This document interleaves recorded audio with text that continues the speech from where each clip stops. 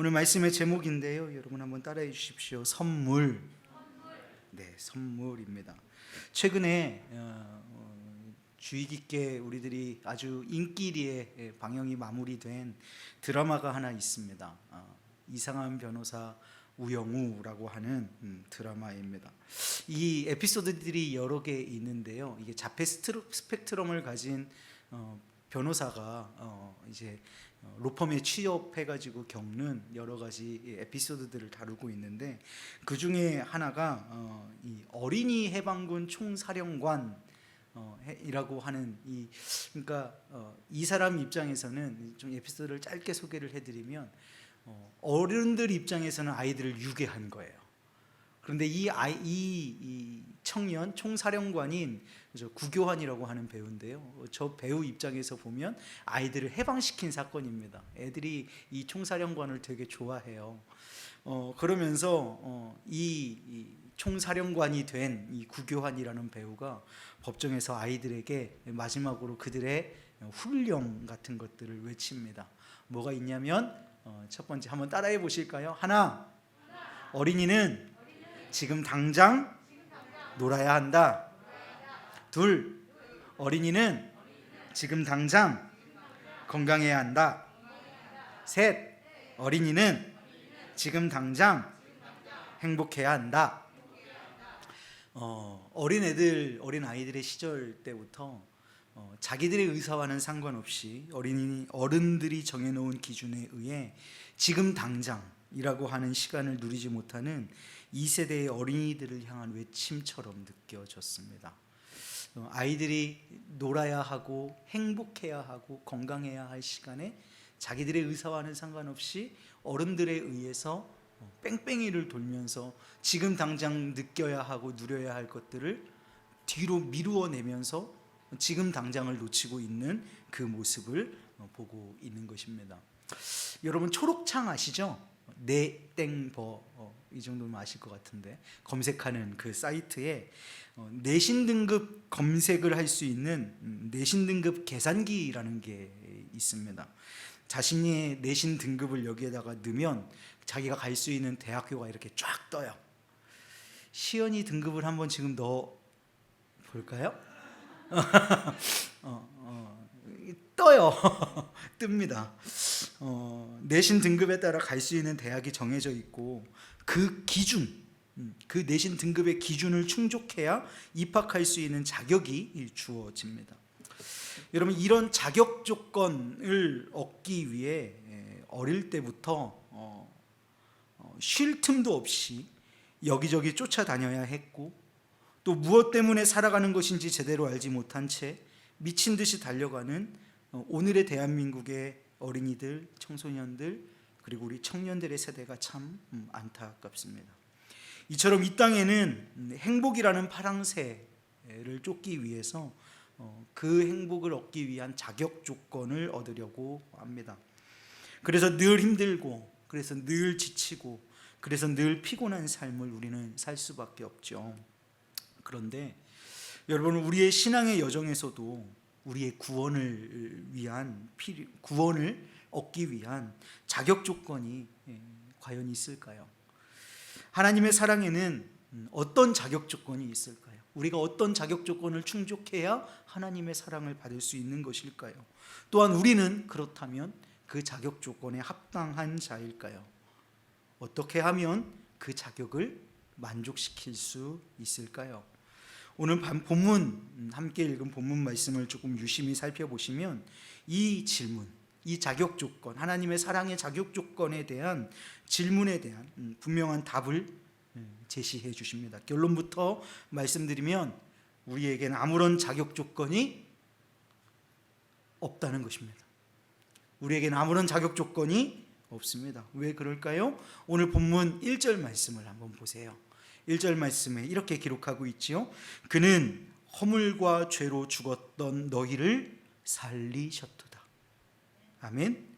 저자는 우리를 향해서 허물과 죄로 죽었던 너희라고 기록하고 있습니다. 허물과 죄로 어떻게 되었대요? 죽었답니다. 여러분, 죽은 사람이 무엇을 할 수 있겠습니까? 조그마한 가능성이라도 죽은 사람에게 있겠습니까? 죽은 사람에게는 가능성이라고 하는 단어 자체가 맞지 않는 단어입니다. 숨도 쉴 수 없고 움직일 수도 없습니다. 죽은 자에게 찾을 수 있는 가능성은 0%고 가능성이라는 말 자체가 성립되지가 않는 것이죠. 여러분, 그런데 이 죽었는데 무엇 때문에 죽었다고 말씀하시죠? 허물과 죄로 죽었답니다. 그렇다면 이 저자가 말하는 허물과 죄라는 것이 도대체 무엇일까요? 무엇이 우리를 죽게 만들었던 걸까요? 2절에서 3절 말씀은 이렇게 말씀해요. 그때에 너희는 그 가운데서 행하여 이 세상 풍조를 따르고 공중의 권세 잡은 자를 따랐으니 곧 지금 불순종의 아들들 가운데에서 역사하는 영이라. 전에는 우리도 다 그 가운데에서 우리 육체의 욕심을 따라 지내며 육체와 마음에 원하는 것을 하여 다른 이들과 같이 본질상 진노의 자녀이었더니, 하나님과 하나님의 말씀이 아닌 공중의 권세 잡은 자와 함께 세상 풍조를 따라서 육체의 욕심을 따라 살았다는 것입니다.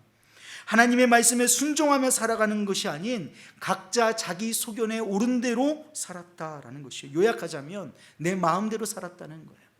요약하면 내 생각대로 살았다는 것입니다. 내 경험 의지에서 살았다는 거예요. 내 감정대로, 내가 원하는 대로 그렇게 살았다라는 것입니다. 그런데 우리를 저자는 뭐라고 고백해요?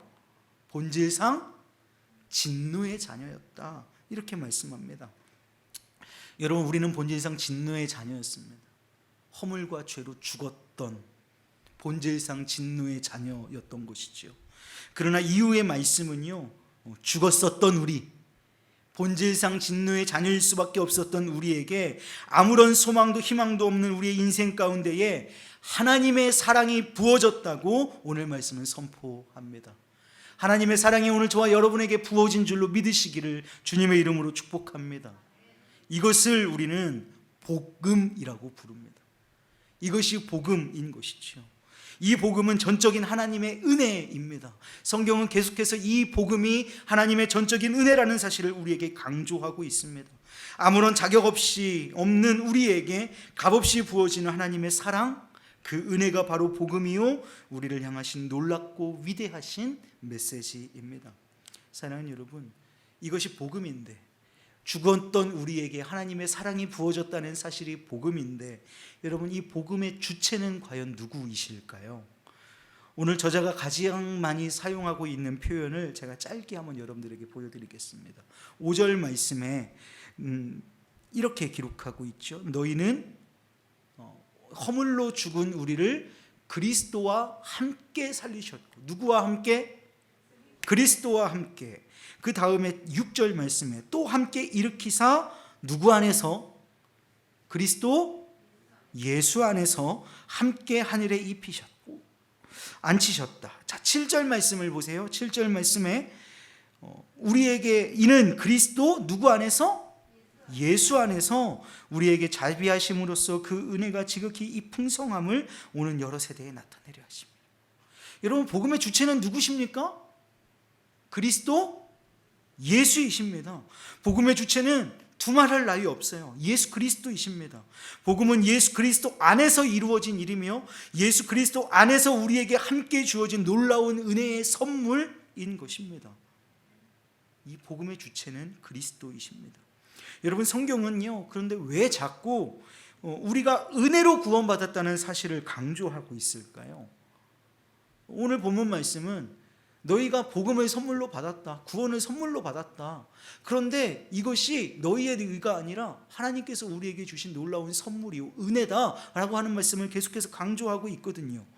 여러분, 그 우리 8절 9절 말씀을 보시면 알 수 있어요. 8절 말씀, 너희는 그 은혜에 의하여 믿음으로 말미암아 구원을 받았으니, 다 같이 할까요? 이것은 너희에게서 난 것이 아니요 하나님의 선물이라. 행위에서 난 것이 아니니 이는 누구든지 자랑하지 못하게 함이라. 행위에서 난 것이 아니니 이는 누구든지 자랑하지 못하게 함이라. 아멘. 죽었던 우리가 아닌 오직 하나님의 은혜로 이루어진 것이 구원이고 그분의 사랑과 긍휼하심이 구원의 근거가 되었기 때문에 우리가 자랑할 것이 아무것도 없다는 사실을 알려주기 위해서 복음은 은혜를 설명하고 있습니다. 여러분, 오늘 말씀의 결론은 이 놀라운 구원의 은혜를요, 나만 알고 나만 누리는 삶으로 멈추기를 원하고 있지를 않아요. 한 번 더요. 오늘 우리가 은혜로 구원을 받았는데, 그것이 복음인데, 허물과 죄로 죽었던 우리를 살리셨는데, 이것이 나의 의가 아니라, 나의 능력이 아니라, 나의 어떠함이 아니라, 나의 어떠한 자격 조건이 아니라 하나님의 전적인 은혜로 우리에게 사랑으로 부어졌는데, 이것을 나만 알고 나만 누리게, 거기서 멈추게 성경은 요구하고 있지 않다는 것입니다. 우리 7절 말씀 한번 보실까요? 7절에 이렇게 기록하고 있죠. 이는 그리스도 예수 안에서 우리에게 자비하심으로써 그 은혜의 풍성함을 오는 여러 세대에 나타내려 함이라. 오는 여러 세대에 나타내려 함이라. 오는 여러 세대에 누가 증거해야 하겠습니까? 오늘 우리의 입술을 통하여서 증거되어야 할 줄로 믿습니다. 그리스도의 복음이 우리의 입술을 통하여서 증거되기를 원하고 계시는 거예요. 또 10절 말씀을 한번 보세요. 10절에 우리는 그가 만드신 바라 그리스도 예수 안에서 선한 일을 위하여 지으심을 받은 자니 이 일은 하나님이 전에 예비하사 우리로 그 가운데서 행하게 하려 하심이라. 선한 일을 위하여 지으심을 받았다. 이 선한 일은 구원의 일이요, 이 선한 일은 복음을 증거하는 일인 줄로 믿습니다. 이 일을 위하여 우리로 지으심을 받았다라고 말씀하시니 우리는 그 지으심 받은 바의 삶의 사명의 목적대로, 우리에게 주어주신 삶의 본분대로 이 복음을 내게서 머물게 하지 아니하고 흘려보내면 더 놀라운 강줄기가 되어서 우리를 휘감는 놀라운 역사를, 이 복음의 사랑의 역사를 우리로 누리게 되는 줄로 믿습니다. 사랑하는 여러분, 우리는요, 맛있는 밥집, 분위기 좋은 카페 다녀오기만 해도 하루 온종일 친구들에게 자랑합니다. 우리 어른들은 보니까 이렇게 만나서 자랑도 하고, 뭐 여기도 좋더라, 저기도 좋더라, 막 이렇게 자랑도 하시고, 우리 좀 젊은 세대들은 SNS 잘 하니까 카톡 푸사도 자주 바꾸고, 인스타그램, 뭐 요즘 페이스북은 잘 안 하는 것 같아요. 근데 뭐 페이스북, 뭐 여러 가지 SNS에 자랑하고, 만나서 자랑하고, 전화로 자랑하고, 카톡으로 자랑합니다. 이거 누가 돈 주는 거 아닌데 가보니 내가 너무 좋으니까 그 기쁨을 함께 나누고 자랑하고 싶어서 이렇게 올리고 얘기하는 거예요. 여러분, 그런데요, 한편 생각해 보십시오. 우리에게 은혜로 주신, 전적인 선물로 주신 하나님의 놀라운 구원에 관해서는 사랑하는 여러분, 왜 침묵하십니까?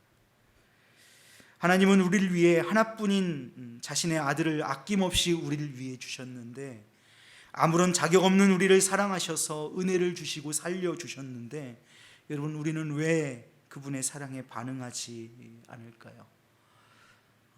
왜 그럴까요? 사랑하는 여러분, 이번 주간에는요, 민족의 명절인 추석이 있습니다. 오랜만에 만나는 가족들이 있을 거예요. 친지들이 있을 거고요. 사랑하는 사람들이 있을 것입니다. 그 사람들에게, 우리의 가족들, 친지들, 또 사랑하는 사람들에게 이 은혜로 주신, 선물로 주신 놀라운 구원의 사건을 자랑해 보시지 않겠습니까?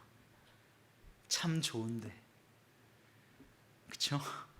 주님 참 좋은데, 이 선물로 받은 구원 너무 좋은데, 어떻게 말로 설명할 수 없이 좋은데, 여러분, 내 안에 머물게 하지 마시고 흘려보내셔서 더 큰 주님의 은혜를 만끽하시는 저와 여러분 되시기를 주님의 이름으로 축복합니다. 이 일을 위해서 주께서 오늘 저와 여러분을 부르셨고요, 그래서 그리스도를 자랑하는 주의 순결한 신부로 서시는 복된 우리 의왕중앙교회 모든 성도님들 되시기를 주님의 이름으로 축복합니다.